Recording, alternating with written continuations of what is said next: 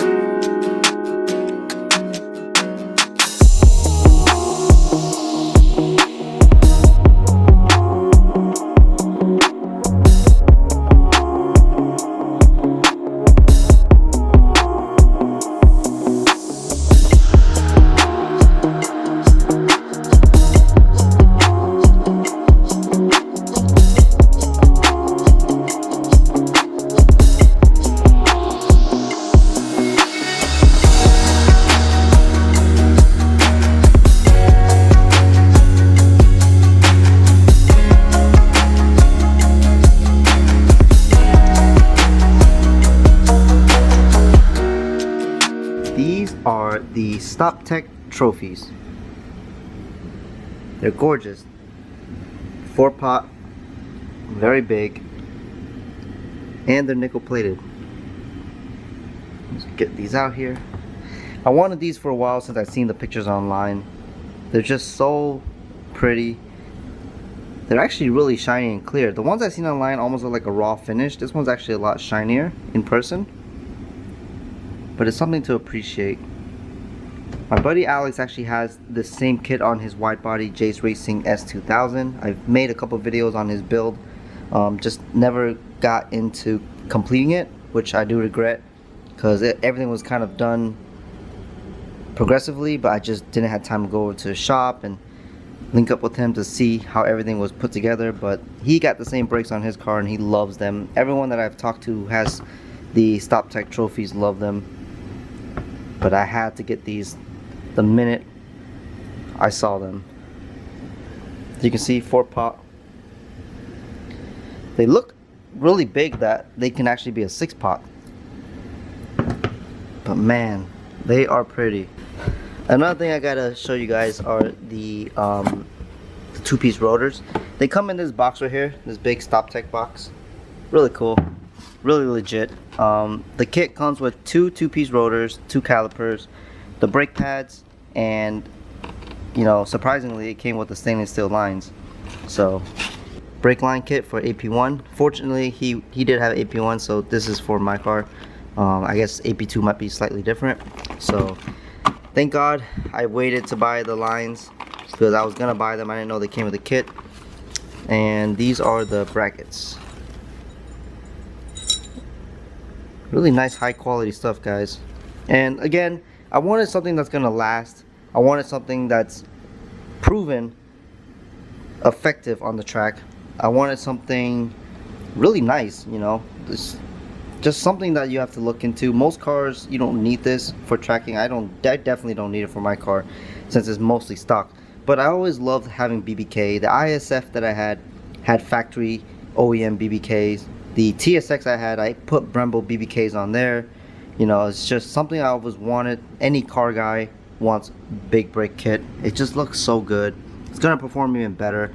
I know damn well I need to get the rears to match, but that's gonna be for another video at another time when money is gonna be available to purchase. But right now, we're gonna go ahead and take those rotors out, put them on this table, and see how everything looks.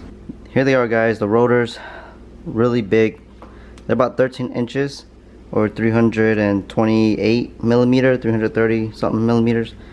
They're really nice. I like the hardware a lot. I think that gold has contrast. Even the top hat is real nice. I just took these out of the bag and it came with these instructions. They are aero rotors, as they call them, and there's a process of cleaning them and installing them. Also a bedding process. So I'm gonna go ahead and read through all this later. There's definitely a lot to cover, making sure that you do it properly so that the rotor lasts longer than, you know, it could be. I know sometimes people just throw it on and start driving, but there is a process to bed them properly so that it works every time, contact 100% of the time, rather than failing right off the bat. And this is with any car, any regular car, you gotta bed it properly.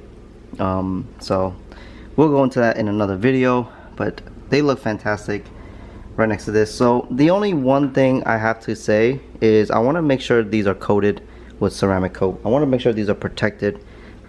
I'm just kind of anal like that. I know these will dust a lot, and if I can prevent or help out with cleaning them and making sure none of the dust stick on to this finish, because this finish, there could be issues with brake dust buildup, especially like in here and all the corners. This is, you know, nothing is smooth on here, so I can tell there's going to be a lot of issues with cleaning, as well as the top hats in these edges and things like that.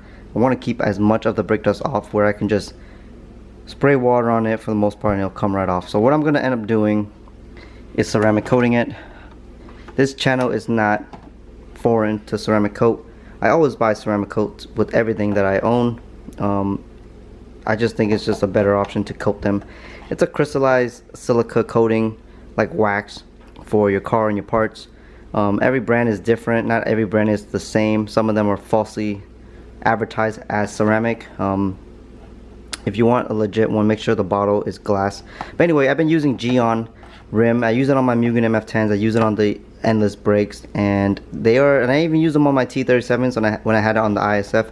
They work phenomenal. It gives it a nice slighter shine than the original finish, but that's because it's gonna protect it, and I don't really care what it looks like after that. It might even make the caliper look a lot nicer and shinier too. So definitely gonna go ahead and put this on today and let it sit here overnight, or at least a day of curing. You're supposed to use an infrared or IR heater. It's like that little orange light that they use to cure it, you know, in like 5 minutes to, I think, maybe 15 minutes or something like that. It needs to get warm enough to pretty much cure properly.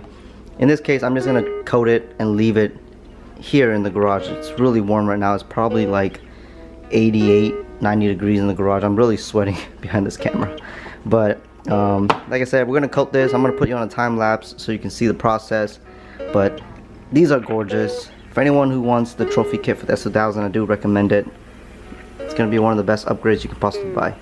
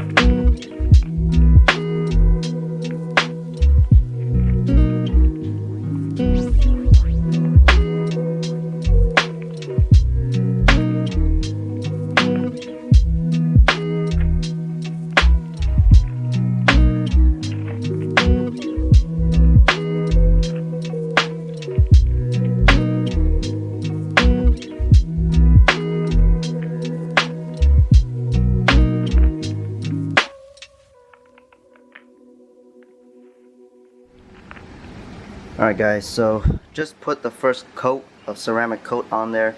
Gonna let it cure for at least a day.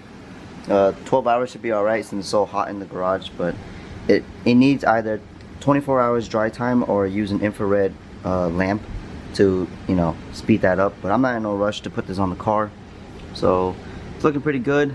Once I finish, you know, leveling out with the towel, you know, because when you lay it on, there's like a residue, and when it starts to dry, it'll start smearing. You can see the smear marks, and that's when you want to start leveling out the product.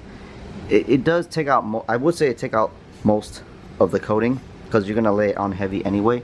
But you want to buff out any areas that you see smearing. Use lights and whatnot, and really look for it. Like here, I had a lot of smearing here in those areas, and I see you could even see it right there, that little smear. So just wipe that off.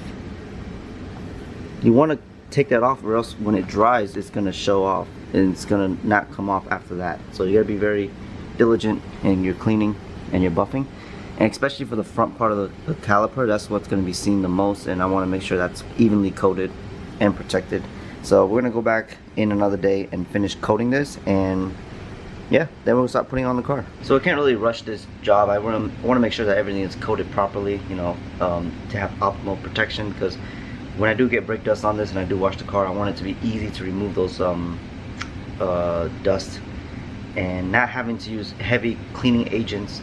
That's the whole point of the ceramic coat, is to work a little bit less and also protect what you like and love. So we're gonna go back and do another video on the install when all of this is set and cured. Like I said, I gotta wait 24 hours, and then after I coat it again, I gotta wait another 24 hours. So you won't see this video or that video till next week, but I'm very excited.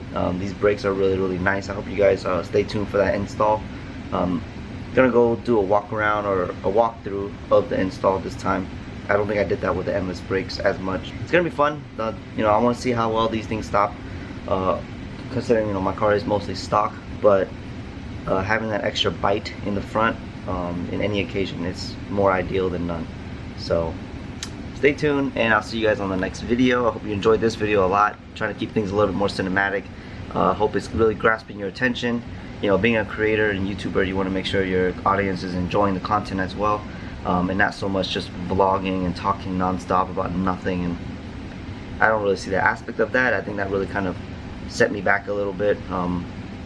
So I'm gonna go back and start making more of those type of videos, more cinematics, more music, and you know, taking my time with this stuff. So thanks for joining me. The build's gonna come along real nicely this year, I hope, even though we're dealing with the pandemic and elections and things.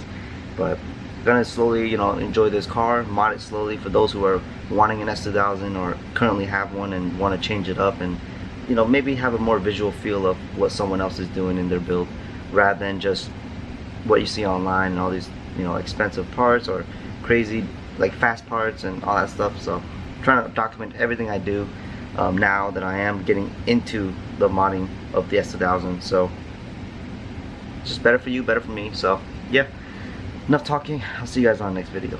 Peace.